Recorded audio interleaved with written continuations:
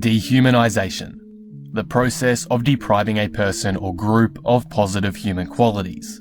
Sadly, this is common in sports, as fans often expect so much of their favourite athletes that they forget they are real people too.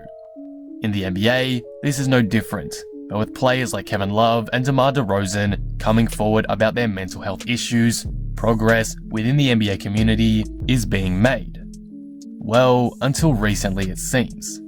The Ben Simmons drama has gone on for months now, and each day, the situation seems to continue to escalate. An agreement on his future with the organisation seems quite a while away, and now, according to reports, Ben Simmons' mental health is deteriorating because of it. In most cases, what should be happening now is people are respecting Simmons' welfare, like what we are seeing currently with Rui Hachimura of the Washington Wizards. However, for whatever reason, that's not happening with Ben, and as a result, many people are straight up disrespecting Simmons and placing unrealistic expectations on him that meet their own needs but not his. To be quite frank, the suggestion that Simmons is faking a mental health illness for his benefit is outrageous and simply messed up. So, I'm here to talk about that today. If you're new here and enjoy this video, be sure to subscribe for more NBA content like this. I'm normally a lot more positive on this channel, but this topic and the overall treatment of Simmons has been bothering me a lot lately, so I'm going to talk about that today. Anyway, with that being said, let's talk about Ben Simmons. We all should know the background of this situation and how it's all unfolded. Simmons and the 76ers had a disappointing playoff run that ended in a second round exit, exemplified by Simmons' unwillingness to shoot the ball and shoot the ball well. Simmons averaged a poor 10 points, 8.6 assists, and 6.3 rebounds against Atlanta, shooting 60% from the field and a measly 33% from the free throw line. Those numbers are far below what Ben Simmons is capable of and played at during the regular season, nearly a 6-point decline from his regular season averages, and arguably some of the worst postseason free throw shooting in NBA history. It made Simmons a liability, and in turn, played a big part in the 76ers losing that series. I'm not here today to deny Simmons' problems on the floor. It is true that he needs to improve his jump shot to become a better player, particularly in the postseason when the pace of the game slows down a whole lot. However, this leads me to my first issue with the Simmons hate. Yes, Ben Simmons was a significant contributing factor to the 76ers' demise. Again, I am not denying that. What's frustrating to see is him being blamed as the sole reason for why the 76ers lost that series, which is simply not the case. Everyone seems to love to look past Embiid's choke on free throws late in Game 6 after Philadelphia had blown a huge lead. It's not recounted often how Embiid had 8 turnovers in that game as well and shot below 40% from the field. Until the Ben Simmons hate train rolled around, there was a ton of people calling out Doc Rivers for poor coaching decisions throughout that series, but now that's been swept under a rug. That's nothing new as well, by the way, for Doc. We saw those problems in LA, but they aren't being addressed because, again, all the attention is on Ben and how he failed, when realistically, there's a whole lot more to that. And also, there's the fact that the 76ers got simply outplayed by Atlanta in that series as well. A lot of people may now suggest that the reason why Simmons is still getting this much hate currently is because of how he reacted to that series loss, with a trade request and holdout on Philadelphia, whereas the rest of the team has tried to move on and push past it. The problem with that logic though is there needs to be some more context. Simmons is not simply requesting a trade because he played bad and wants to escape a problem that he helped create. The larger reason, at least from what I've seen, is Simmons no longer wants to be a part of this group because of the way they treated him since that L. Straight after the game in the press conference, both Joel Embiid and Doc Rivers singled out Ben Simmons, manipulated by the media or not, and essentially said that Simmons is not a part of the team long term, or is the only reason why the 76ers lost that series, due to his quote-unquote passive play. I mean, Embiid has literally said as recent as last month that he is done with Simmons. I don't know why people are so shocked that Ben wouldn't want to play with a group that clearly dislike him. That's obviously not going to be an environment he's going to be comfortable in. Sure, could Simmons have handled this all a bit better? Yes, of course he could have, but hindsight is 2020.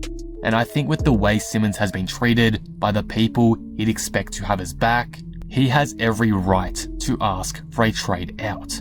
It's really only the front office's fault for not trading him sooner. Another problem I have with the Simmons hate is the attacks on his character and mental health status. People are calling him soft and saying he's faking his mental health issues to save money, stuff along those lines. Even the takes like, he should be happy, he earns millions of dollars, I just completely disagree with. I can understand the calls for him to work on his jump shot. I agree with those takes, I agree with the anger people have about him not living up to his extraordinary potential, because that's stuff that can be controlled on a basketball court. But when it comes to bashing him for his mental health and overall health status, that's where I feel like the line is crossed and really dehumanizes Ben.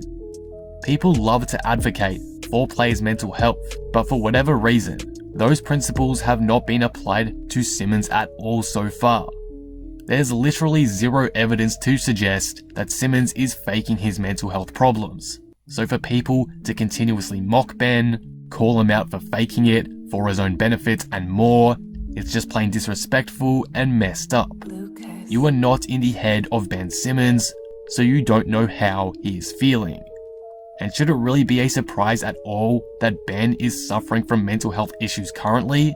The man has been bullied constantly online for months by millions of people. The kind of slander that he has received is really not something that can be easily ignored, as much as some people like to claim it is. I'd like to see anyone else suffer the same abuse that he's had to go through and see what their mental state is like, because I highly doubt it is any good. Simmons should not be forced to play if he's not in the correct mental state. That's a basic right any person should have. Rui Hachimura, as a current example, has been given approved leave from the Wizards due to some personal reasons, and is now just returning to the lineup better and healthier. As a whole, everyone is respecting that. But for some reason, when Ben has those same requests, all of a sudden, he's soft, he's playing the victim, and his wishes to benefit his health should not be respected. For what reason? Because he had a bad playoff series? Because he's gone around this situation the wrong way? This whole situation has become a lot more than a trade request now, or for the need for Simmons to work on his game. This is clearly more than the need to improve a jump shot. It is evident that this is serious, and continuously bashing Simmons' character, hunting his name online, and forgetting he is a person too, is not going to help any matters. Look, I know as much as the next person about Simmons' health. Maybe he is faking it for all we know. We don't really know what's going on inside his head. But to me, I just think it's so horrible and disgusting to attack a person and assume they're faking a mental health illness with no evidence behind it. It's just a very, very slippery slope to tread down, and strips a person of their humanity. It sucks to see, because as much as Ben has been disappointing, and as funny as the jokes about him passing up a dunk have been, there is a line. Accusing him with literally no evidence about this stuff is awful.